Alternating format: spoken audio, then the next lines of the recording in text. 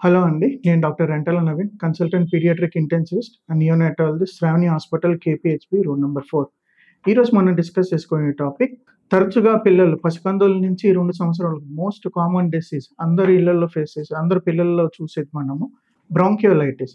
బ్రాంకియోలైటిస్ అనేది ఏంటి అనగా it is an inflammation to the bronchioles. Bronchioles అంటే ఏంటంటే మనం గాలి తీసుకునే గొట్టాలు ట్రికియా ఉంటుంది. ట్రికియా నుంచి మళ్ళీ బ్రాంకై అది మళ్ళీ బ్రాంకియోల్స్‌గా లోపల లంగ్స్‌లో డివైడ్ అవుతాయి.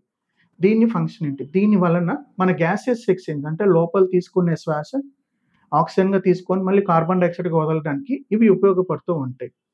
బ్రాంకియోలైటిస్ కారణాలు దేనివల్ల వస్తాయి? ఇది most commonly transmitted by virus. Respiratory syncytial virus కానివ్వండి, లేకపోతే అడినో వైరస్ కానివ్వండి, ఇన్‌ఫ్లుయెన్జా వైరస్ కానివ్వండి, ఇన్‌ఫ్లుయెన్జా వైరస్ కానివ్వండి, ఇంకా కొన్ని viruses. These are the most common organism which is causing this disease. Route of transmission అంటే ఒకరి నుంచి ఇంకొకరికి ఎలా సంక్రమిస్తుంది? దగ్గడం వల్ల, తుమ్మటం వల్ల, ఎవరికైనా ఒకరు ముక్కు చీదటం వల్ల, ఒకరినొకరు aerosol droplet route of transmission most common. దీని లక్షణాలేంటి?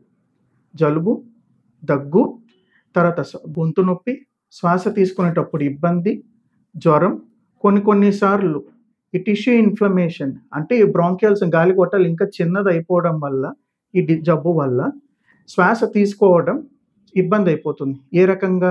నార్మల్‌గా 30-40 సార్లు తీసుకోవాల్సిన బేబీ 60-70 టైమ్స్ ఆయాస పడటం, తర్వాత ఇంక్రీజ్డ్ వర్క్ ఆఫ్ బ్రీతింగ్ అంటే ఎక్కువ శ్వాస తీసుకోవడం, ప్రెషర్ పెట్టి శ్వాస తీసుకోవడం, తర్వాత డొక్కలెగరేయటం ముందర, పక్కన ఇవన్నీ వీటి లక్షణాలు.